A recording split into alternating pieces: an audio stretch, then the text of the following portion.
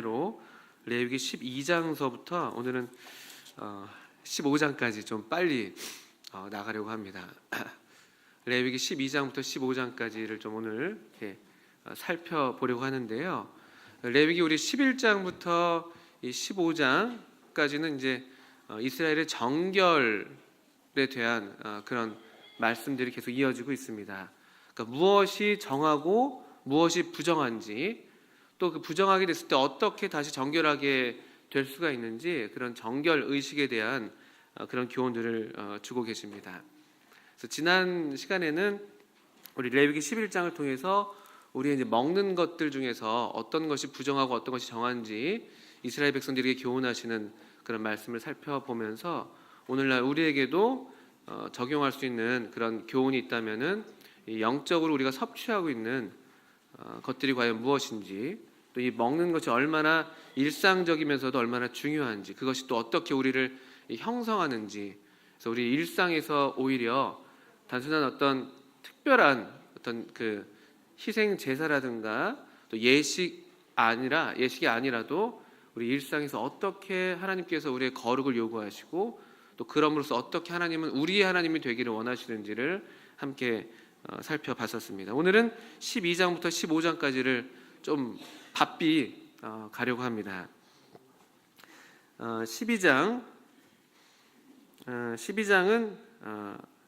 그 아이를 출산하고 난 이후에 이 여인들에 대한 규례가 나옵니다. 우리 여기 우리 그 어머니이신 우리 자매님들 또 모친들 더러 앉아 계신데요. 바로 이제 우리 여성들에게 해당되는 그런 말씀인데, 조금 오늘날 우리가 잘 이해가 잘 안 되는 그런 말씀이기도 합니다. 간단하게 이제 1절부터 4절까지만 먼저 한번 제가 읽어보겠습니다. 여호와께서 모세에게 말씀하여 이르시되 이스라엘 자손에게 말하여 이르라. 여인이 임신하여 남자를 낳으면 그는 이레 동안 부정하리니 곧 월경할 때와 같이 부정할 것이며 8째 날에는 그 아이의 포피를 뵐 것이요 그 여인은 아직도 33일을 지내야 산혈이 깨끗하리니 정결하게 되는 기한이 차기 전에는 성물을 만지지도 말며 성소에 들어가지도 말 것이며. 1절부터 4절까지를 먼저 읽었습니다. 아이를 낳았는데요, 남자아이를 낳았는데 부정하다고 이야기를 합니다. 여기서 부정하다는 것이 그래서 우리가 언뜻 이해할 때 더럽다 또는 불결하다, 또 도덕적으로 참 이건 잘못됐다, 이런 의미는 결코 아닙니다. 일단은 그 이스라엘 그 유대인들의 어떤 그 종교적인 관념 속에서 이 여인을 낳고 아이를 낳은 그 여인에 대해서 이제 부정하다고 일단 이렇게 명명을 하는데요. 이게 참 사실은 일반적인 하나님의 말씀에 크게 우리가 비춰볼 때 좀 이렇게 이해가 잘 안 되는 것이죠. 아이를 낳는 것은 좋은 일인가요? 안 좋은 일인가요? 네, 아주 좋은 일이라고 큰 소리로 대답해 주셨습니다. 하나님의 명령이죠. 또 하나님의 복이라고, 또 특별히 구약 시대는 더더군다나 이렇게 아주 이 복을 하나님의 복을 말씀하실 때 이 아이의 복에 대해서 많이 말씀하십니다. 그런데 이렇게 애써서 또 아이를 낳았는데 왜 이것을 부정하다고 하는가라는 점에서 의문이 생기는 것이죠. 그래서 보시게 되면 출산 자체를 부정하다고 말씀하지는 않습니다. 왜 부정하다는 그 하는지 그 힌트가 되는 말씀이 12장 4절에 보시면요, 그 여인은 아직도 33일을 지내야 산혈이 깨끗하리니, 이렇게 되어 있습니다. 그러니까 아이를 낳으면서 이렇게 출혈을 이렇게 많이 하게 되죠. 그러면서 이제 아이를 낳으면서 이렇게 좀 이렇게 피가 좀 이렇게 우리식으로 표현하자면 피가 좀 이렇게 더러운 피라는 표현들도 하시더라고요. 제가 잘은 모르는데요. 한의학에서는 우리 오로라고 하던가요, 오로. 그래서 이게 나쁜 피가 좀 이제 출산 후에 다 빠져나가야 된다, 이런 얘기들을 덜어 하시죠. 그리고 또 우리 산모들 이렇게 출산하시고 어떤 음식 주로 많이 드시죠? 네?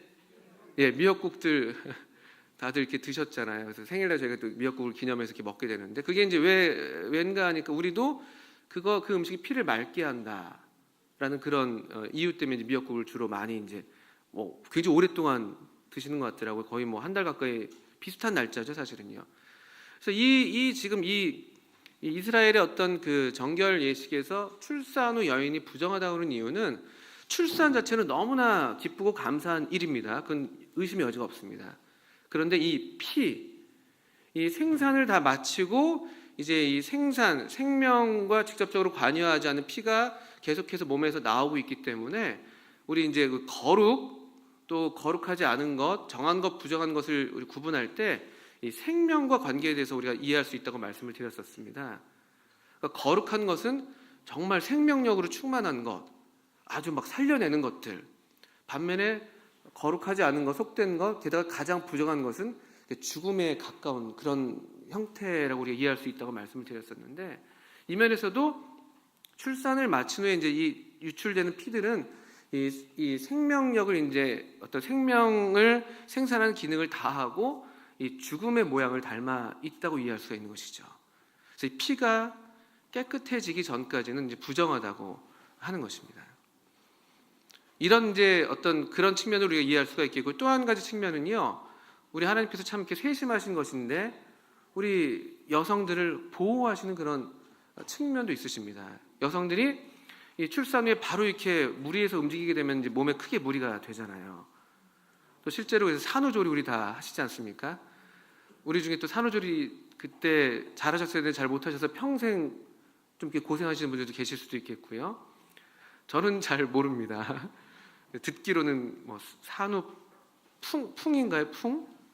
이렇게 찬바람 들어와가지고 막 이렇게 평생 이제 뼈가 시리고 막 무릎이 시리고 이런 이제 질병들도 앓게 되시고 이제 그런 경우들 들어봤습니다만, 그러니까 이 남자아이를 낳고 이제 7일 동안의 부정한 기간, 또 33일 동안 더 이렇게 남아서 기다리는 이 토탈 총 40일 정도의 기간이 지나고 나서 여성들이 사실 몸이 웬만큼 회복이 된다는 것이죠. 그러니까 이런 면에서 또 우리 주님께서 세심하게 여성들을 보호하시는 그런 측면으로도 우리가 이해할 수가 있습니다. 그러니까 이러든 저러든 주님은 참 거룩하시고 또 동시에 또 참 자비하신 분이신 것을 알게 되는 것이죠.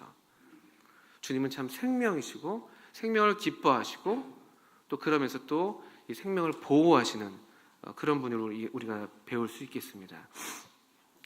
5절에 보시게 되면 여자를 낳는 경우가 좀 흥미롭습니다. 남자를 낳은 그 경우에 비해서 2배 정도 더 시간이 더 필요합니다. 남자는 총 40일의 기간이 이제 필요했다면 여자 아이를 낳은 경우는 합치면 5절에 보시면 2일 동안 부정합니다. 그러니까 14일이죠. 그리고 66일 동안 또 지내지만 사녀리 깨끗하게 된다고 얘기하고 있습니다.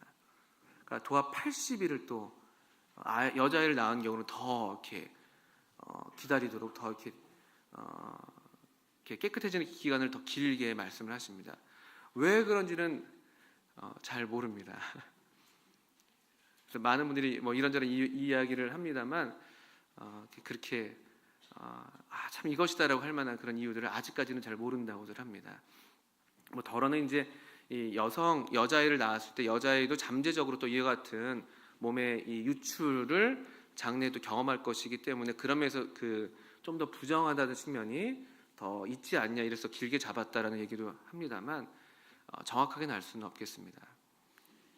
근데 어쨌든 아이를 낳은 여인에 대한 이 규례에 있어서 남자아이를 낳은 경우는 40일, 여자아이를 낳은 경우는 80일의 기간이 필요합니다.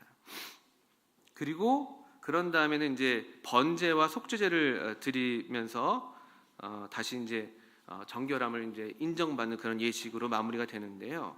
6절부터 8절이 그 번제와 속죄제의 규례입니다. 이 출산한 여인이 드려야 될 번제와 속죄제입니다. 번제를 먼저 드립니다. 번제를. 그러니까 이것은 이 번제를 먼저 드리는 것은 여전히 이 출산이라는 것이 얼마나 하나님께 감사하고 기쁜 일인지를 보여주는 하나의 그런 행위라고 볼 수가 있겠죠. 참 감사한 일이라고 하나님께 기쁨의 제사를 드리고요. 그 다음에 속죄제를 드리는 것이죠. 이것은 뭐 이 여인이 뭘 잘못했기 때문에 드린다는 측면보다도요, 이 부정함에 대해서 이 생명의 기능을 하지 못한 피가 계속해서 유출되는 그 부정에 대해서 이 속죄한다는 개념으로 속죄제를 드린다고 이해를 합니다. 한 가지 흥미로운 것은 이제 보통 번제나 이 번제와 속죄 제물로 어린 양과 비둘기 새끼 또 산 비둘기를 드리게 되어 있는데요. 8절에 보시면 이제 좀 가난한 경우를 얘기합니다. 그 여인이 어린 양을 바치기에 힘이 미치지 못하면 산 비둘기 2마리나 집 비둘기 새끼 2마리를 가져다가 하나는 번제물로 하나는 속죄제물로 삼을 것이요. 이렇게 되어 있습니다. 좀 힘이 미치지 못하면, 경제력이 좀 어린 양을 하기에 좀 부족하다면요, 이 비둘기 그냥 2마리로 해도 된다는 것이죠. 하나는 번제로, 하나는 이 속죄제로. 이 12장 8절의 이 말씀을 볼 때 우리 주님이 나셨을 때를 우리가 생각해 볼 수가 있습니다. 이 마리아가 바로 이 정결케 되는 그 의식을 따라서 8일 만에 예수님을 이렇게 할례를 행하고, 그다음에 이 의식을 행하려고 예루살렘에 올라갔을 때요, 이 마리아가 이 비둘기 2마리를 드렸어요. 그러면 그게 무슨 의미가 될까요? 마리아는 좀 이렇게 부유한 집안이었을까요? 아니면 가난한 집안이었을까요? 예, 우리 주님의 어머니였던 마리아는 가난한 여인이었습니다. 거꾸로 얘기하면은 우리 주님은 가난한 집안에 오셨다는 것이죠. 가난한 집에. 나실 때는 그 뭐 누일 곳도 없으셔가지고 그 우리 짐승의 먹이통에 나셔야 됐고, 또 실제로 이 상당히 가난한 집안의 아이로 나셨다는 것이 우리에게 또 생각하게 되는 그런 면이 있습니다. 참 우리 주님 얼마나 부유하신 분이신데 어떻게 우리를 위해서 가난하게 되셨는지, 또 그렇게 하심으로 어떻게 우리를 더욱 부유하게 하시려고 하셨는지, 이런 것들을 또 풍성하신 은혜에 대해서 생각하게 됩니다. 이제 13장부터 14장은요 갈수록 이제 태산입니다. 저도 잘 모를 피부병에 대한 규례입니다. 우리 성경에서는 이제 나병이라고 13장 2절을 보시면요, 만일 사람이 그의 피부에 무엇이 돋거나 뾰루지가 나거나 색점이 생겨서 그의 피부에 나병 같은 것이 생기거든 그를 곧 제사장 아론에게나 그의 아들 중 한 제사장으로 데리고 갈 것이요. 나병이라고 번역되어 있는 이 문둥병이죠. 문둥병을 포함한 각종 이 피부병에 대한 규례예요. 피부병. 왜 그 많은 병들도 많은데 왜 굳이 또 이 피부병을 이렇게 주님이 이렇게 부정하다고 말씀하시는 것인지, 그런 것도 이제 하나의 질문거리가 되고요. 근데 일반적으로 일단 이 나병 또 이런 피부병의 어떤 증상, 이 증상이 주로 어떤 증상이냐면요, 좀 보겠습니다.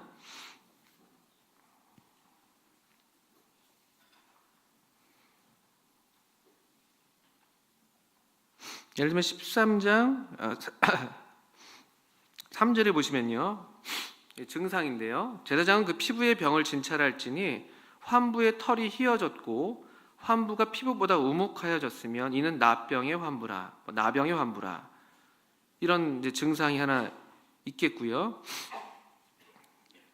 또 조금 더 넘겨보시면요,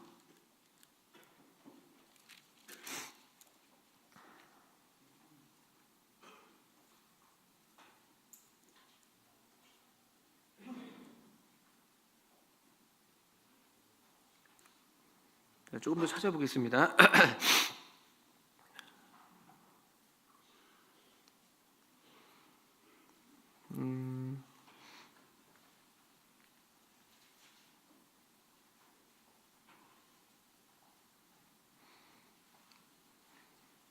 또 예를 들면 13장 19절 같은 데 보시면요, 종기의 상처에 대한 부분인데요, 종처에 흰 점이 돋거나 희고 불그스름한 색점이 생겼으면 제사장에게 보일 것이요, 그는 진찰을 피부보다 얕고 그 털이 희면 그를 부정하다 할지니, 이런 증상들이 또 얘기가 되고 있고요. 또 비슷한 것들이 그 26절 같은 경우에도요, 제사장이 보기에 그 색점에 흰 털이 없으며, 이건 아닙니다. 좀 넘어가겠습니다. 25절이군요. 그 색점의 털이 희고 그 자리가 피부보다 우묵하면 이는 화상에서 생긴 나병인즉, 그러니까 이런 식의 증상들에 대해서 얘기를 하시는데요, 털이 휘어지고 피부보다 우묵해지고 또 이렇게 어떤 그 피부 자체가 막 휘어지고 이런 어떤 증상들이 이제 이 피부병들의 어떤 증상들인데요. 왜 피부병을 이렇게 특별히 부정한 어떤 질병으로서 이렇게 특별하게 정하시고 그들을 격리하는 그런 조치를 하게 하셨는가라고 할 때요. 이게 이제 전염성 때문에 이제 그렇다라는 이제 그런 얘기들을 많이 합니다. 이제 물론 문둥병 같은 경우는 전염이 덜어 되기도 한다고 그러죠. 근데 일반적인 피부병들이 이렇게 전염되는 것들이 또 있기도 하고 없기도 하고요.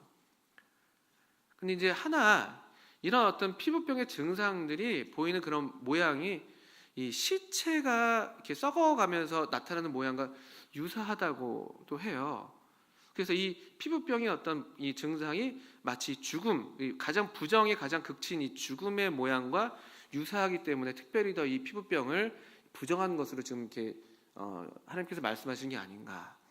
그리고 또 이런 피부병이 이 온몸에 뭐 퍼지기도 하고 막 그렇기 때문에 접촉을 함으로써 전염된다는 것보다도요, 부정한 것에 접촉하게 되면은 이 부정이 전염되는 그 규례가 있잖아요. 앞에서요. 부정한 데에 접촉하면 부정해집니다. 그 접촉한 사람들도요. 그래서 그런 면에서 이 피부병 같은 경우에 너무나 그 접촉의 그 여지가 많기 때문에 그래서 특별히 더 이렇게 격리 조치를 하는 그런 규례를 주신 게 아닌가 그렇게 이해를 합니다. 피부병. 이게 나병, 그 문둥병만 생각하실 게 아니라 일반적인 피부병들도 다 포함하신다고 보시면 됩니다.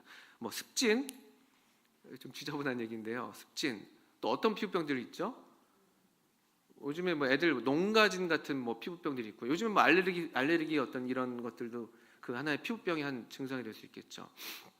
저희 이제 아들이 지난 주간에 손에 이제 이렇게 피부가 이렇게 이상하게 됐었어요. 근데 이제 제가 잘 몰라가지고 그 교무실에 와서 이렇게 좀 여기 피가 나요. 그래서 저희가 그냥 다 데일밴드 붙이라고 했어요. 다 데일밴드.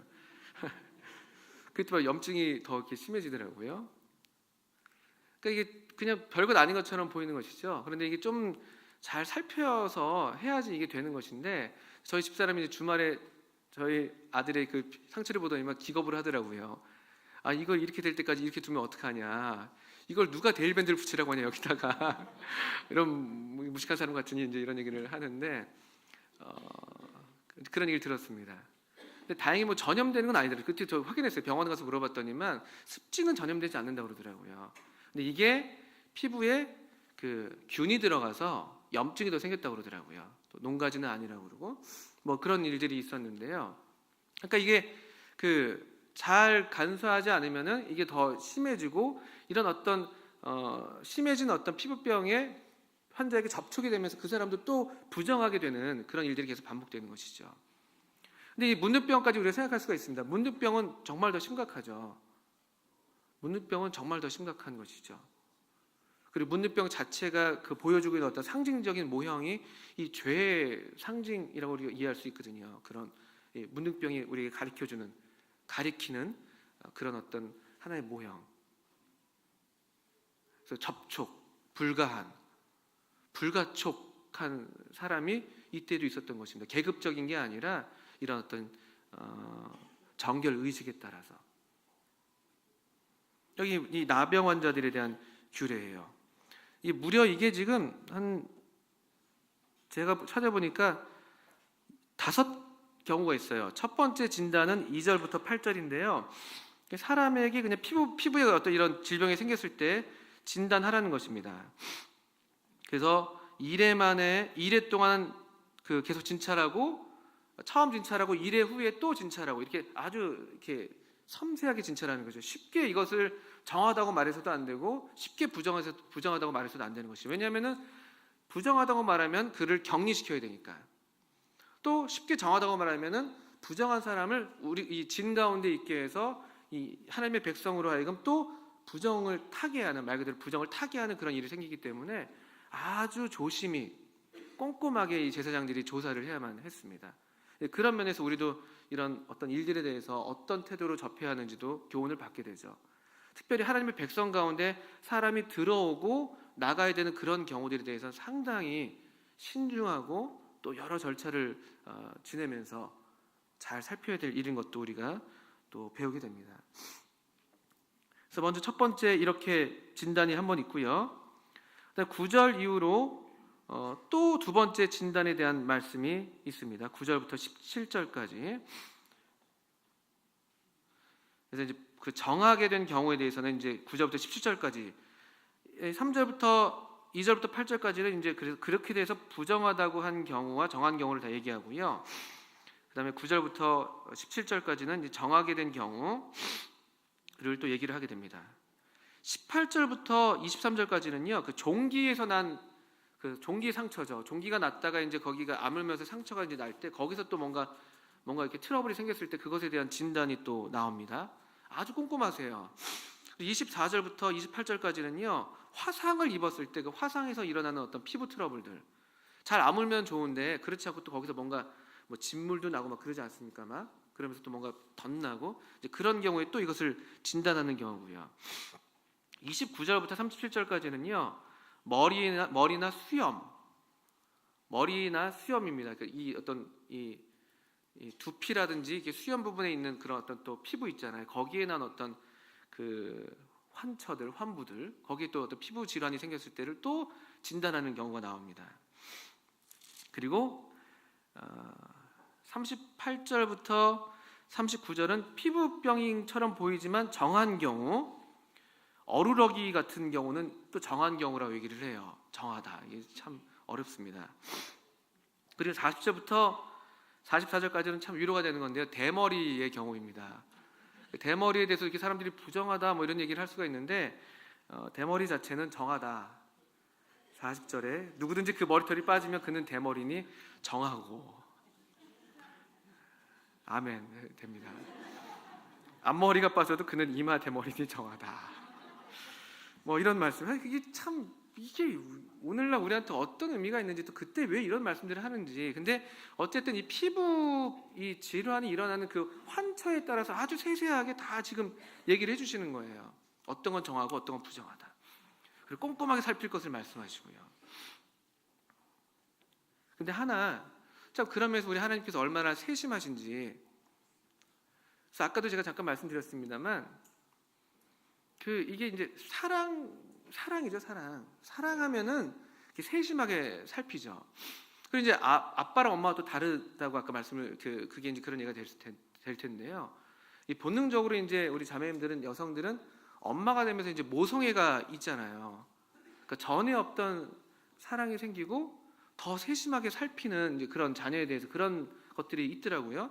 우리 아버지들은 그냥 집에서 이제 자식들과 있으면 밥 때 되면 그냥 아무거나 먹자. 그래서 뭐 라면 부셔 먹고, 끓여 먹고, 아침은 부셔 먹고, 점심은 끓여 먹고, 뭐 저녁은 또 그냥 뭐 대충 뭐 있는 거 이 정도 하잖아요. 막 그냥 뭐. 또 어머니들은 안 그러잖아요. 얘가 아침에 뭘 먹었는지 생각하고, 또 점심에 그래서 아침에 단단한 걸 먹었으니까 국물 음식을 좀 해야 되고, 또 어제 저녁은 밀가루를 먹어서 오늘 아침 꼭 밥을 먹으면 좋겠고, 뭐 이런 굉장히 세심한 것이죠. 또 우리 그냥 세심하지 못한, 좀 그러면서 좀 본능적으로 사랑이 좀 부족한 남자들은 옷을 그냥 뭐 봐도 잘 모르잖아요. 옷이 더러운지 뭐 깨끗한지 잘 모르고. 이런 얘기를 드려도 될지 모르겠는데, 이게 이제 다르잖아요. 그러니까 이게 이 피부병 자체에 대해서 우리가 어떤 뭐 다른 얘기를 할 수 있겠습니다만, 이 13장 14장 이 피부병이 또 어떻게 다시 정결하게 되는지 규례를 말씀하시는데, 우리 하나님이 얼마나 세심하신지, 또 특별히 이 하나님의 백성이 부정한 것에 접촉하지 않게 하시려고 그들로 정한 백성, 또 거룩한 백성을 계속 유지하시기를 원하셔서, 그렇게 온전한 백성, 거룩하다는 것 온전한 거거든요. 질서를 갖추고 있는 것, 또 생명력이 충만한 것, 이런 상태를 유지하게 하시려고 하나님 편에서 오히려 이렇게 세심하게 살피신다는 것이죠. 이 11장부터 15장까지 또 이후에 나오는 여러 규례들은요, 다 그런 관점에서 신명기 10장에서 말씀하신 것처럼 우리의 행복을 위해서 주신 규례라는 게 너무나 분명한 것이죠. 이제 이들 이제 이 납병 환자, 이 피부병 환자, 부정하다고 이제 진단된 이 환자들의 이 취급을 이 45절, 46절에서 보시게 되는데요. 이들이 이제 가장 불행한 것 중에 하나가 바로 이것이었습니다. 나병 환자는 13장 45절입니다. 옷을 찢고 머리를 풀며 윗입술을 가리고 외치기를 부정하다 부정하다 할 것이요. 외쳐야 돼요. 이렇게 머리를 풀고요. 옷을 찢고. 약간 이거 애도할 때, 사람이 죽었을 때 이제 그렇게 하는 행동이죠. 그리고 윗입술을 가리면서 부정하다 부정하다 외치고 다니는 거예요. 왜 이렇게 외쳐야 되냐면요, 나는 부정하니까 이 부정한 나를 이렇게 위해서 같이 슬퍼해 주십시오라는 말도 있겠고요, 또 나는 이렇게 부정하니까 저한테 가까이 오지 마십시오라는 그런 사인이 되는 것이죠. 그리고 또 46절에요. 병 있는 날 동안은 늘 부정할 것이라. 그가 부정한즉 혼자 살되 진영 밖에서 살주니라. 이거 참 슬픈 일이에요. 이 병 자체도 괴로운 일인데 병 자체의 고통이 있죠. 욥 같은 경우도 이 피부병을 앓았잖아요. 전신에. 너무 고통이 극심한 걸 보고 이 친구들이 위로하러 왔다가 7일 동안 아무 말도 못할 정도로, 정도의 차이가 있겠습니다만, 우리 중에도 아토피 앓으시는 분들 그 고통, 그 정도의 차이가 있습니다만 너무 고통스럽잖아요. 아토피만 해도요. 그 고통도 고통인데 여기 또 하나의 참 사람으로서 견딜 수 없는 고통이 뭐겠습니까? 혼자 살되 진영 밖에서 살지니라. 소외되는 거예요. 소외. 불행하지만 슬프지만 하나님의 백성 가운데 함께할 수 없는 그런 소외의 고통이 이들에게 이들이 겪어야 될 고통이었습니다. 또 다행히 또 자연적인 어떤 치료를 인해서 또는 초자연적인 하나님의 어떤 기도나 하나님의 능력을 인해서 이게 회복되는 경우가 있어서 다행인 것이고요. 그럴 때 14장에는 이제 그런 회복될 때 그 규례에 대해서 말씀을 하시는 것이죠. 잠깐 그 어간에 참 13장 47절부터는요, 의복에 또 이런, 여기 의복에도 이 나병이라고 얘기 표현되고 있는데, 의복에 옷에 나병이 든다는 건 뭐겠습니까? 곰팡이죠, 곰팡이. 그 의복에 곰팡이가 되는 경우, 또 이 하나님께서 말씀하세요. 또 우리의 환경을 얘기할 수 있겠죠. 우리의 환경. 또 우리 아주 일상적인 환경이죠. 지금 의식주를 다 다루세요. 11장에서 먹는 것, 여기 13장에서 우리 입는 것, 입는 것에도 이 곰팡이가 쓸었을 때 어떻게 할 것에 대해서, 그게 영 안 되겠다 싶으면은 불살라야 되고요. 그렇지 않고 그 부분만 괜찮다, 그 부분만 그렇다면은 거기만 도려내서 잘라내고, 이런 이제 규례가 있습니다. 그 의복의 규례도 여기 있어요. 7일간 역시 진단, 2번의 7일간 진단에서 이 진단을 마친 다음에 어떻게 처리할지, 불사를지 아니면은 그 부분만 이렇게 찢어서 또 다시 할지, 아니면 또 재발하는 경우는 정말 이거 너무 악성이기 때문에 완전히 태워버려라, 이런 얘기를 하는 것이죠.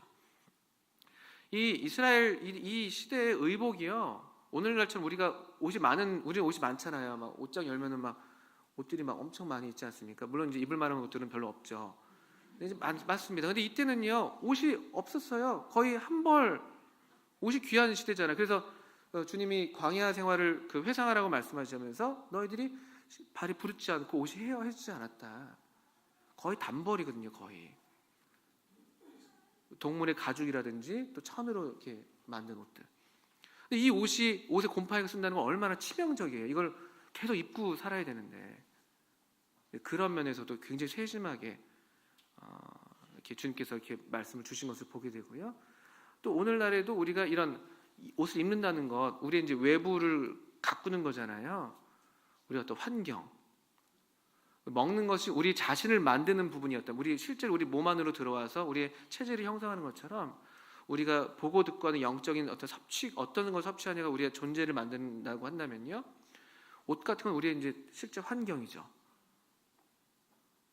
이따가 나오는 집에 대한 규례도 비슷합니다. 우리가 거주하는 환경, 거기 이런 곰팡이들이 있을 때, 이런 부정한 것이 보일 때 우리가 어떻게 처리할 것인지 또 교훈 받을 수 있습니다. 어떤 부정한 환경 가운데, 어떤 참 영적으로 불리한 환경 가운데 있으면서 거기서 우리의 거룩을 지키려고 애쓰는 것은 어리석은 일입니다. 맨날 이렇게 술에 약한 분이 계시다면요, 맨날 회식 자리에 가시면서 제가 술 먹지 않게 해주세요, 이렇게 하는 건 참 지혜롭지 못한 것이죠. 그런 거는 아예 그냥 벗어나야 되는 게 오히려 맞는 것이죠. 거기 약하다면은. 일례로요. 우리의 환경에서 어떤 면에서 이런 곰팡이라고 할 수 있는 부정한 것이 있다고 될 경우에는 우리가 한두 번 빨아보는 것이죠. 여기도 빨게 돼 있어요. 빨아보지만 안 된다, 더 심해진다면요, 뭔가 특단의 조치를 해야 되는 것이에요. 잘라내든지 불살라 버리는 것이죠. 뭐 극단적으로 어떤 그 영화였던가요? 어떤 영화에서는요, 부부관계에서 이 남자가 이 영상물이 너무 많이 어려움이 되니까요, 이 남자가 해도 안 되니까 본인이 스스로 막 방망이로 막 TV 모니터 막 부수고 이런 극단적인 어떤 장면을 연출한 그런 영화도 있더라고요.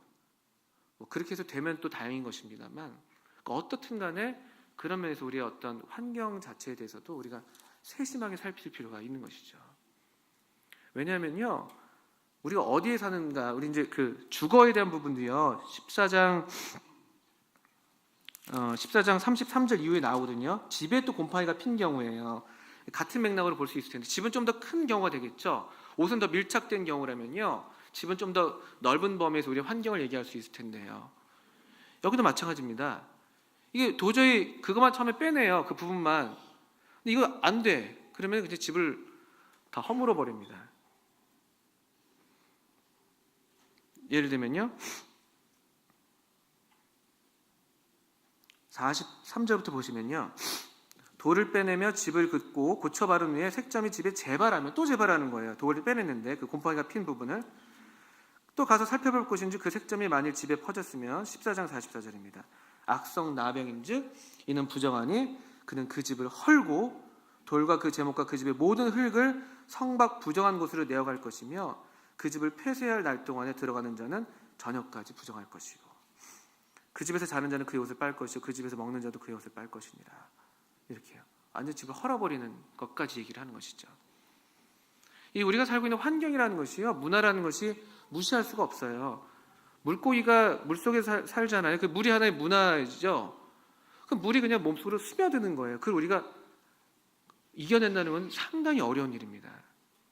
아예 종을 바꾸는, 아예 서식지를 옮겨가는 게 나은 것이에요. 그런 정도의 어떤 우리가 얘기를 할 수가 있겠죠. 또 누굽니까? 맹자의 어머니도 이런 환경의 영향을 알고 있었잖아요. 그래서 교육을 위해서 3번이나 옮겨 이야기는 너무나 유명한 일화잖아요. 그런 면에서 우리의 밀접한 우리의 어떤 생활 습관이라든지 또 우리가 살아가고 있는 어떤 환경에서 어떤 부정한 것들이 있을 때 너무 그것이 우리가 빨고 또 빨고 하지만 도저히 이게 감당이 안 된다, 계속 재발하는 악성이다 싶을 때는요, 특단의 조치도 필요할 수가 있습니다. 그런 어떤 강건한, 그런 강인한 하나님의 거룩을 향한 그런 우리의 추구와 각오가 사실 필요하죠. 왜냐하면 우리는 지금 사실 이런 부정한 이 세대 가운데 살고 있잖아요. 이 세대를 떠날 수는 없습니다. 이 세상을 떠날 수 없습니다만 아주 단호한 어떤 우리의 태도가 사실 오늘날 어느 때보다도 필요한 시절이죠. 13장, 14장은 그렇게 우리 피부병, 문둥병을 비롯한 피부병과 관련된 규례에 대한 말씀이 있습니다. 15장은 이제 갈수록 태산입니다. 점입가경은 아니군요. 몸에 유출병이 나는 경우입니다. 이게 말이 유출병이지요. 좀 이제 하나님 말씀이니까 이제 그냥 말씀을 드리는 겁니다. 성병입니다. 성병. 남성의 생식기에서 또 여성의 생식기에서 계속 비정상적으로 무언가 계속 나오는 거예요. 뭐 고름이 나오든지 피가 계속 나오든지. 이 경우가 유출병의 경우입니다. 이 유출병의 경우는 총 4경우가 나와요. 2경우는 남성에 대한 경우, 2경우는 여성에 대한 경우입니다. 15장 1절부터 15절까지는 남성의 부자연스러운 유출이에요. 여기 15장 3절 특별히 좀 보셔야 되는데요. 여기 남자라고 얘기가 되지는 않지만요, 실제 그 남자 원래 단어가 가리키는 게 남성으로 표현이 되어 있습니다. 3절에서 이것이 그냥 단순한 유출병이 아니라 그냥 설사나 이런 게 아니라 그의 유출병으로 말미암아 부정함이 일어나니 곧 그의 몸에서 흘러나오든지 그의 몸에서 흘러나오는 것이 막혔든지 부정하다. 여기 몸이라고 되어 있는 이 단어가 사실은 다른 데서 사용됐을 때는 생식기를 가리키는 단어입니다. 그러니까 남성의 생식기에 일어난 유출병이에요. 이 생식기에서 계속 뭐가 흘러내리는 것이죠. 막 고름이든 성병에 걸린 것이죠. 부정한 경우, 아주 부정하죠. 그래서 이 경우는 1절부터 15절까지는 좀 똑같이 부정한데 그런데 여기는 이 속죄제가 필요했었어요. 13절부터 15절까지 보시게 되면요. 속죄제. 이 부정의 정도를 우리가 조금 더 강하게 느끼게 하는 그런 부분의 말씀이지 않나 싶습니다. 속죄제가 필요했습니다. 또는 이런 성병이 일반적으로 그냥 비위생적인 환경 가운데서 나올 수도 있지만 어떤 성적인 부도덕 때문에 생기는 경우도 많지 않습니까? 그런 경우에 이런 병들이 발생하는 것이고 또 그럴 때 어떻게 회복할 수 있는지 속죄제의 규례가 13절부터 15절에 나와 있습니다. 이런 더러운 얘기를 하시는 것이죠. 왜 이 얘기를 하시냐? 그만큼 하나님의 백성은 깨끗해야 되니까. 그 다음에 16절부터 18절까지는 남성의 자연스러운 유출입니다. 자연스러운 유출. 잠자리에서 부부간의 잠자리에서 어떤 그런 몸에서 어떤 흘러나오는 것들에 대한 부분이에요.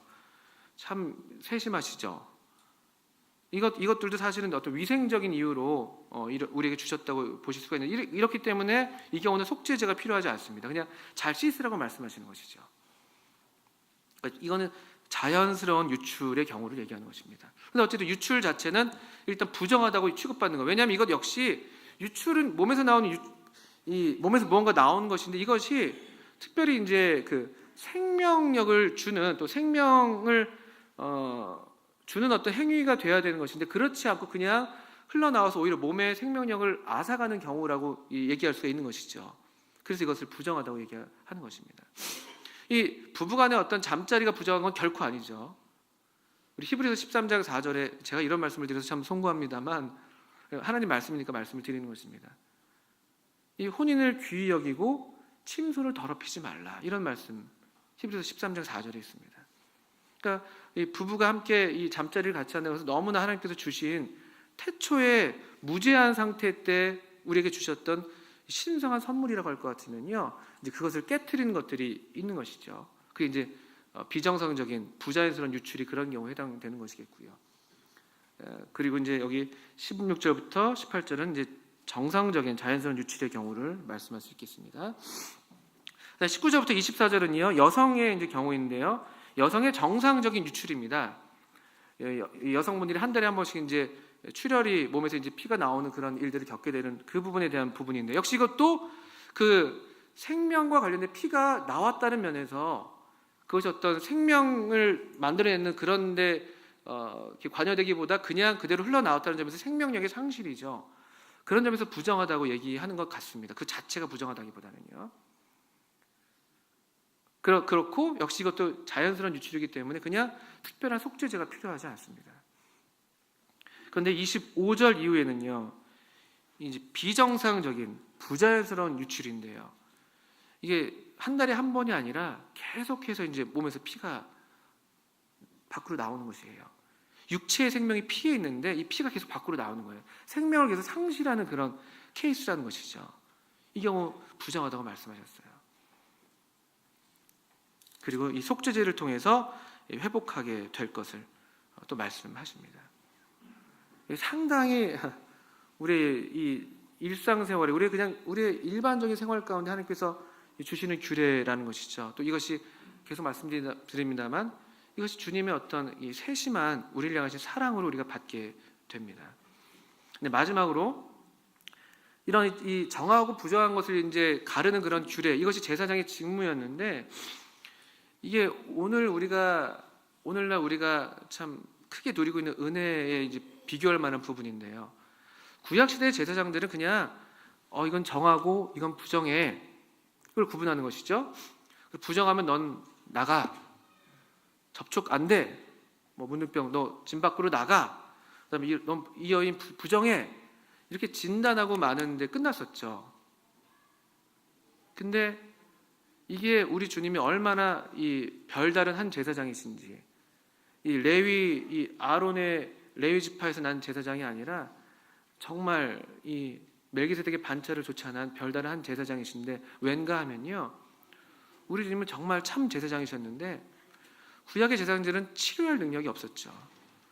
그냥 진단하고 구분해내는 것 뿐이었는데 우리 주님은 안 그러셨죠. 부정한 걸 아시고 오히려 그들에게로 다가가셨죠. 구약 시대에는 부정하니까 나가라는 거였어요. 근데 오늘날 우리 주님은 얼마나 놀라우신지 부정한 걸 아시고 우리 보고 나가라는 게 아니라 그분이 우리에게 오셨다는 사실이시죠. 우리 신약 성경에 우리 주님이 일으키셨던 기적들을 떠올려 보시면요, 쉽게 이 정결에 대한 규례가 어떻게 우리 주님에게서 더 놀랍게 더 온전하게 바뀌는지. 마태복음 8장에 주님이 처음 산상수훈을 베푸시고 내려오셔서 처음 베푸신 기적이 문둥병 환자를 고치시는 장면입니다. 환자가 나오죠. 주님 원하시면 저를 깨끗하게 하실 수 있겠습니다. 주님이 그에게 손을 대셨어요. 손을요. 이런 일들은 파격이에요, 파격. 그리고 그를 온전하게 하셨죠. 이게 참된 거룩인 것을 보여주셨습니다. 살리는 것은 영이다. 또 이 유출병 환자, 유출병에 대해서 얘기할 때 여러분들 떠올릴 수 있는 이야기가 있으시겠습니다. 누구십니까? 네, 또 역시 주님께서 고치셨던 여인인데요, 12회를 혈루증 앓던 그 여인. 그가 만지면요, 혈루증 앓던 여인, 유출병을 앓는 사람과 접촉이 되면 부정해지는 거예요. 근데 이 여인이 주님의 옷자락을 만졌단 말이죠. 그럼 주님이 부정해져야 돼요. 일반적으로 그냥 이 규례를 따르자면요. 주님은 전혀 부정하지 않아주셨고 오히려 그 여인이 정해졌죠. 그 여인이 나음을 입었고. 참된 거룩이죠. 참된 거룩. 그리고 이 12회를 혈루증 앓던 여인을 고치셨던 그 장면은요, 그 야이로의 12살 된 딸을 살려 가시는 길이었잖아요. 이 죽음은 최악의 부정이에요. 근데 갔더니만 야이로의 딸은 이미 죽어 있었거든요. 그러면 보통 다 멀리 해야 되는 거예요. 시체를 가까이 하면 부정해지니까. 주님은 어떻게 하셨는지 아십니까? 그 소녀에게 손을 잡으시고 달리다굼 일어나라. 일어나셨어요. 참된 거룩이 우리에게 있는 대제사장이 우리에게 베푸신 일이 이와 같다는 것이죠. 어떻게 이런 일들이 가능한 건가요? 주님은 더 나은 제사장이시기 때문에 그렇습니다. 또 주님 자신이 이런 속죄 제물이 이때마다 번제와 속죄 제 여러 종류의 제물들이 필요했던 것처럼 주님 자신이 제물이 되셨기 때문에 더 나은 제물이 되셔서 우리를 깨끗하게 하시고도 남도록 온전하게 우리를 깨끗하게 하시는 그런 일을 우리 가운데 이루셨죠. 전에 우리가 진 밖에 있었어야 되는데 우리가 하나님의 집 안으로 초대되어 있습니다. 주님이 우리에게 오셨기 때문에 그 같은 일이 우리에게 있는 것이죠. 오늘 우리가 또 그래서 이 은혜를 힘입어서 주님의 은혜의 보좌에 또 주님의 이 장막에 우리가 함께 와서 이 아름다우신 주님을 보게 되는 것이죠. 이 주님의 거룩을 경험한 사람들은 다 길에서 주님을 다 따랐습니다. 그 발 아래 앉아 있었고요. 이게 거룩한 모습인 것이었죠. 그래서 이런 다양한 이 규례들을 통해서 우리 주님이 어떻게 우리를 세심하게 생각하시는지 다시 한번 확신하시게 되시고, 또 우리 삶 가운데 어떤 이런 부정한 것들이 혹시 있다면은 또 우리가 단호하게 이런 부분에 대해서 처리해야 할 것이고요. 또 그럼에도 또 여전히 그 아들 예수의 피가 우리를 모든 죄에서 깨끗하게 하신다는 이 놀라운 말씀을 또 힘입어서 계속 주의 보좌 앞으로 또 주의 장막에 우리가 계속 나와야 할 것입니다. 계속 주님만 그래서 높임을 받으셔야 되겠습니다. 함께 기도하시고 마치겠습니다.